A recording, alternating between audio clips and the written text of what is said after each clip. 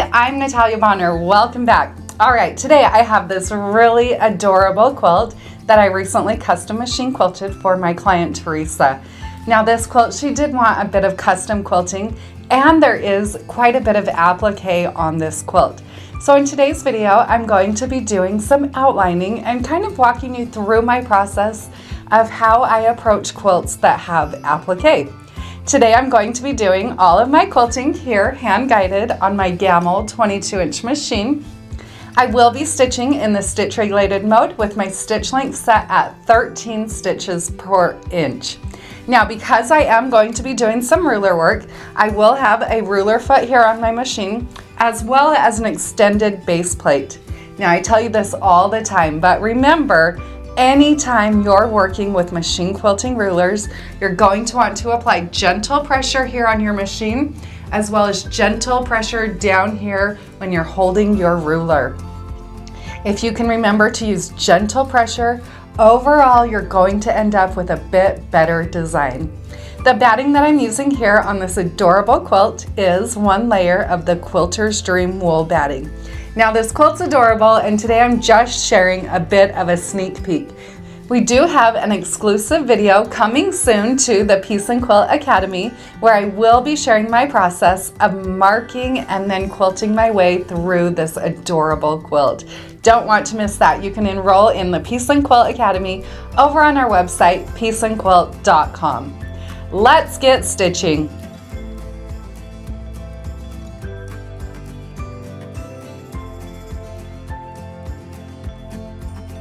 Here's the Starling Quilt after my machine quilting is all complete. So today we're going to be focusing on quilting around that top portion where the words are appliqued onto the quilt.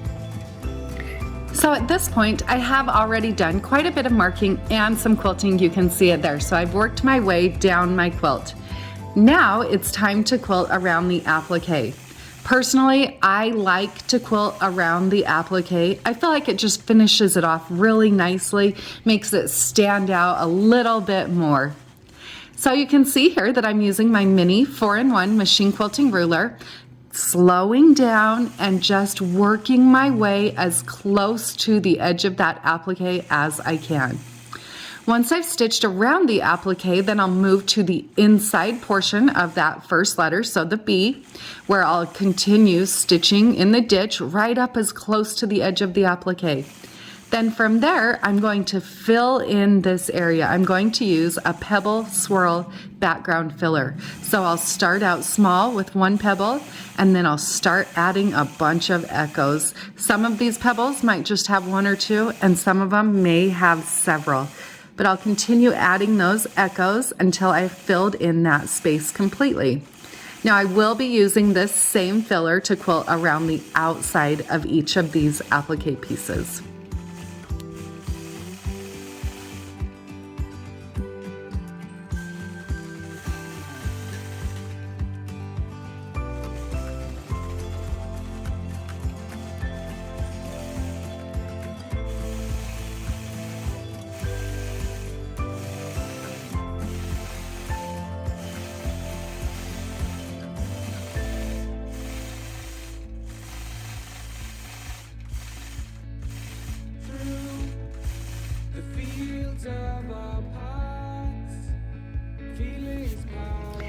Now I'll move on to the next letter, which is the O, and this time I'm going to start in the center. So I will actually cut my threads, move over there to the center of that O, where I'll first start out with that stitch in the ditch or that outlining stitch, and then from there I'll go right into that same pebble echo background filler. Now, often when I'm machine quilting, I kind of jump around if it's an area like this. So I've stitched that filler for a little bit, but I felt like taking a break from that and working on something else. So I moved over to those flowers that I have already stitched out, and I'm adding some details and some background fillers there. So you'll see how I stitched in an echo stitch around the outside of those flowers, added in some vines, and now I'm going back to that pebble with those echoes to fill in and really make that machine quilting pop.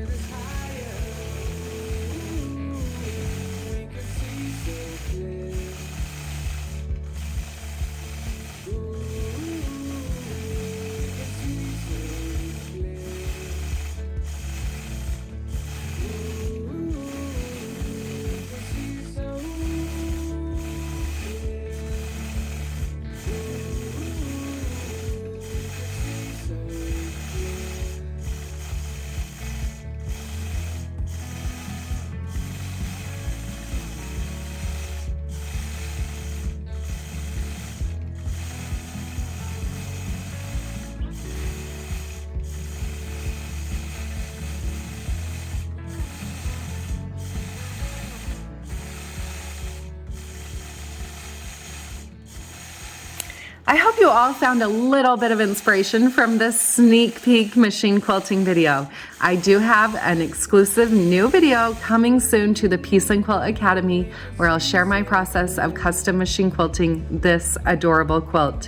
You can enroll at any time on our website, peaceandquilt.com. Have a great day, everybody.